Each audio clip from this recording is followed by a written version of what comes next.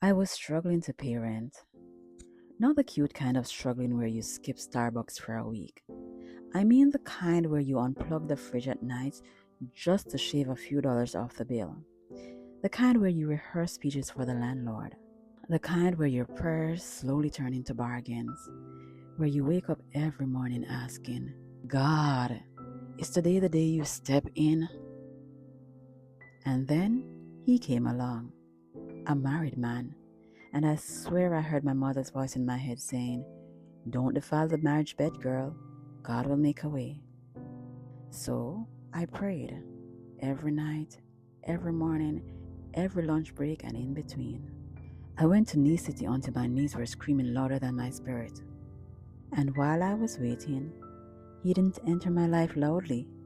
He slipped in through kindness, the kind you almost overlook at first. A warm hello, a gentle question, a quiet, steady presence that never asks for anything. Little by little, he became familiar. Someone whose voice softened the edges of my day. Someone who noticed the things no one else did.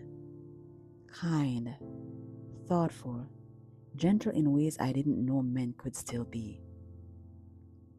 He never flirted. He never crossed the line. He just stayed in the smallest, safest ways. Until one day, he brought groceries, bags full of things I hadn't been able to afford in months. And from there, life just kept easing. One bag turned into two. Two turned into rent money. Rent money turned into this strange, unfamiliar softness I hadn't felt in years. A man making sure I was okay without expectation. So I held on to faith the way a child holds a railing on a shaking bus, gripping, trembling, hoping the ride would come. And I prayed. But every prayer felt like it hit the ceiling and slid back down my wall. Every fast made me weaker.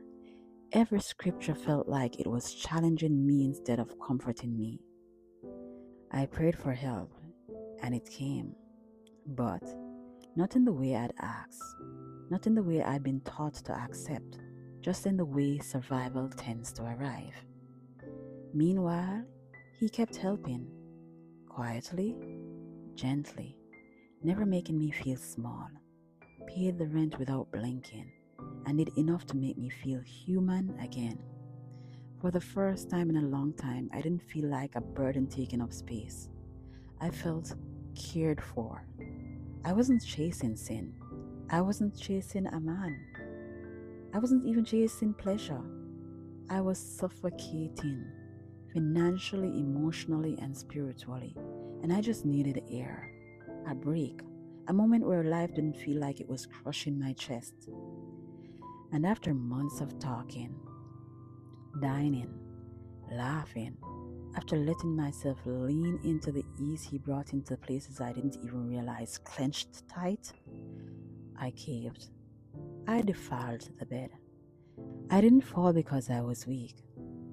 I fell because I was drowning, and the only hand reaching for me wasn't holy, it was human. Afterward, I didn't know who I was angrier at, myself for crossing a line I swore I'd never touch, or God for watching me break and still choosing silence. At night, I lie there replaying it all. Did I fail God?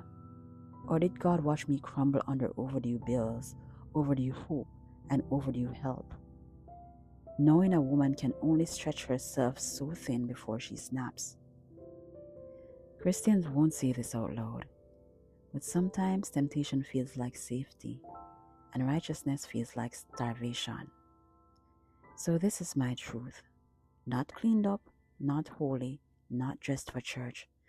Just human, just hurting, just honest. What would you do if this were you?